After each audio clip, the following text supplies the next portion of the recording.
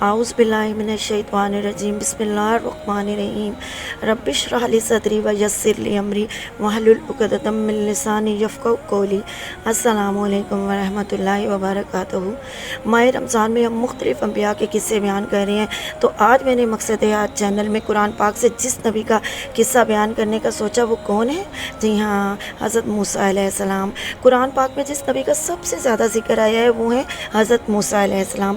حضرت موسیٰ علیہ السلام کو کس نام سے پکارا جاتا ہے یہ تو آپ سب جانتے ہوں گے۔ جی ہاں، کلیم اللہ، یعنی اللہ سے کنورسیشن کرنے والے، اللہ سے بات کرنے والے، اللہ سے ڈائیلاگ کرنے والے۔ ویسے تو ہم سب اللہ سے بات کرتے ہیں، ہم اللہ سے کیسے بات کرتے ہیں؟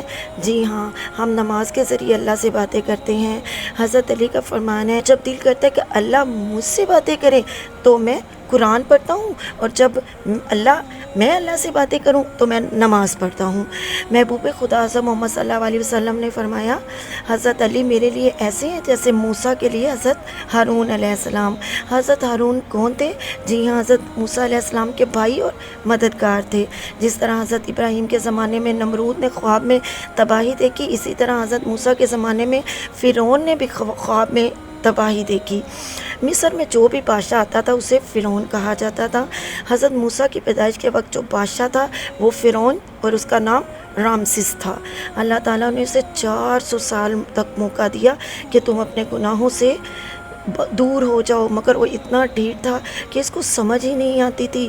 جب فرعون نے خواب میں اپنی تباہی دیکھی تو وہ اتنا ڈر گیا، اس نے نجومیہ سے خواب کی تعبیر پوچھنے کے بعد سپاہیوں کو حکم دیا کہ جہاں جہاں کوئی بیبی پیدا ہونے والا ہو اس کی ماں کو مار ڈالو، اگر کوئی بیبی پیدا ہو اسپیشلی بیبی بوائے تو اس کو بھی قتل کر دو۔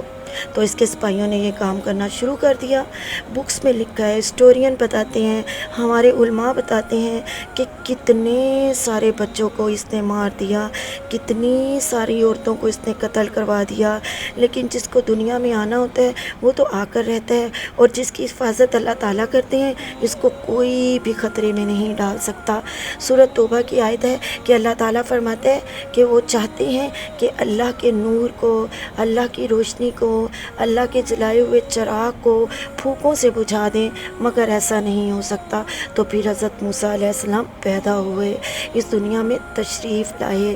جب سپاہیوں کو علم ہوا کہ اس گھر میں کوئی بیبی پیدا ہوا ہے تو انہوں نے گھر کی تلاشی لی۔ حضرت موسیٰ کی والدہ نے سپاہیوں کو بہت کنونس کرنے کی کوشش کی کہ کوئی بچہ نہیں ہے، لیکن بنی اسرائیل کی روایت سے پتہ چلتا ہے کہ سپاہیوں کے ڈر سے حضرت موسیٰ کی والدہ نے جلدی سے چھوٹے سے بچے کو جلتے ہوئے تنور میں ڈال دیا۔ مگر جب سپاہی چلے گئے تو حضرت موسیٰ کی والدہ زاروں قطار روئیں کہ یہ میں نے کیا کر دیا۔ مگر جب بچے کی آواز آئی تو آپ کی والدہ نے دیکھا کہ بچہ آگ کی بجائے پھولوں پر سویا ہوا تھا۔ بنی اسرائیل کی روایت سے پتہ چلتا ہے کہ حضرت موسیٰ علیہ السلام کا پہلا معجزہ تھا۔ حضرت موسیٰ کی والدہ نے 3 ماہ تک بچے کی حفاظت کی۔ پھر حضرت موسیٰ کی بہن سے کہا کہ ایک صندوق لاؤ اور بچے کو اس صندوق میں ڈال دو۔ پھر انہوں نے وہ صندوق دریا میں بہا دیا۔ تو پھر وہ صندوق پتہ ہے کہاں گیا؟ جی ہاں، یہ صندوق چلتے چلتے مصر کے دریائے نیل میں چلتے چلتے فرعون کے محل تک پہنچ گیا۔ تو جب یہ صندوق دربار تک پہنچا تو فرعون کی بیوی آسیہ نے کنیزوں کو حکم دیا کہ صندوق کھولو۔ جب صندوق کھولا گیا تو اس میں ایک بہت پیارا بچہ تھا۔ اس سے پتہ چلتا ہے کہ اللہ تعالیٰ ہماری زندگی اور موت کی حقیقت کو جانتا ہے کہ کس طرح کتنا عرصہ کس نے زندہ رہنا ہے۔ کتنی دفعہ ہم نے دیکھا ہے کہ کوئی آدمی چلتے چلتے فوت ہو جاتا ہے، اور کوئی آدمی کتنے عرصے بیمار ہوتا ہے مگر تندرست ہو جاتا ہے۔ تو ہم ذکر کر رہے تھے حضرت موسیٰ کا فرعون کے دربار میں پہنچنے کا، تو ہاں، فرعون کی ایک بیٹی تھی انیسہ جس کو سکن ڈیزیز تھی۔ اس کا بہت علاج کروایا گیا مگر وہ ٹھیک نہ ہوئی۔ مگر اس زمانے کے نجومیوں نے بتایا کہ جب اس سمندر میں سے ایک انسان نما مخلوق آئے گی اور اس کا جو لعاب یعنی سلائیوا ہوگا وہ فرعون کی بیٹی کی سکن ڈیزیز کو ٹھیک کر دے گا۔ جب صندوق میں سے حضرت موسیٰ کو نکالا گیا اور فرعون کی بیٹی انیسہ پاس آئی تو حضرت موسیٰ کا لعاب بیٹی کو لگا اور وہ بالکل ٹھیک ہو گئی۔ جی ہاں، بالکل ٹھیک ہو گئی۔ یہ تھا حضرت موسیٰ علیہ السلام کا دوسرا معجزہ جو دنیا نے دیکھا اور تاریخ میں لکھ لیا گیا۔ اس طرح حضرت موسیٰ فرعون کے دربار میں پہنچ گئے، لیکن پرابلم اس وقت ہوئی جب حضرت موسیٰ کو دودھ پلانے کا وقت آیا۔ حضرت موسیٰ نہ کسی سے دودھ پیتے تھے اور نہ کچھ کھاتے پیتے تھے۔ حضرت موسیٰ کی بہن جو صندوق کے ساتھ چلتی چلتی دربار تک آ گئی تھی، اس نے مشورہ دیا کہ میں ایک خاتون کو جانتی ہوں جو اس بچے کو دودھ پلائے گی۔ حضرت آسیہ کے حکم پر حضرت موسیٰ کی بہن کس خاتون کو لائیں؟ جی ہاں، حضرت موسیٰ کی والدہ کو ہی لے کر آئیں۔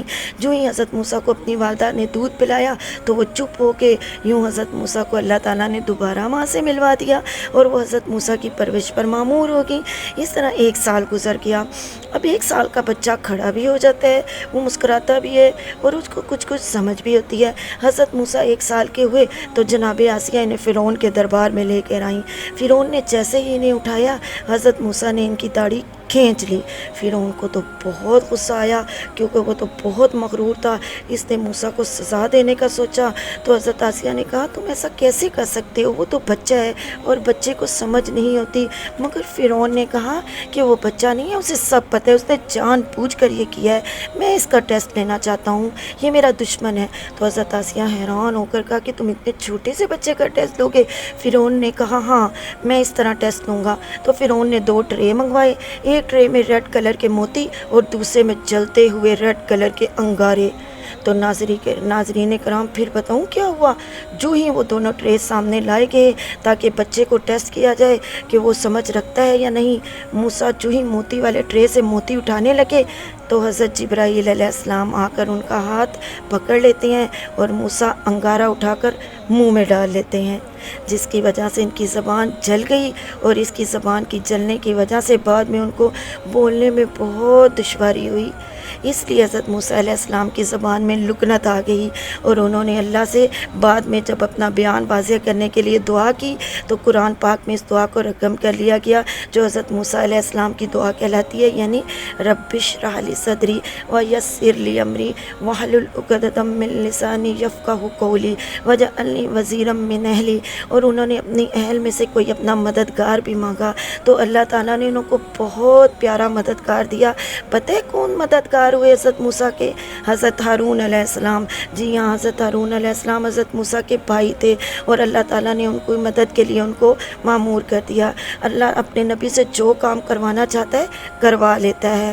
ہم اس میں ہمیں یہ میسج ملتا ہے کہ اللہ تعالیٰ نے اپنے نبیوں کو کسی نہ کسی کام کے لیے معمور کیا ہوا ہے اور اللہ تعالیٰ جو چاہتا ہے وہ اس کی حکمت ہوتی ہے اور وہ ہو جاتا ہے۔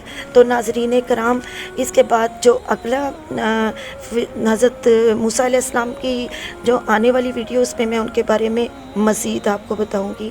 بہت شکریہ، اللہ حافظ۔ Assalamu alaikum. Don't forget to press the subscribe button and bell icon next to it and keep informed with the latest videos.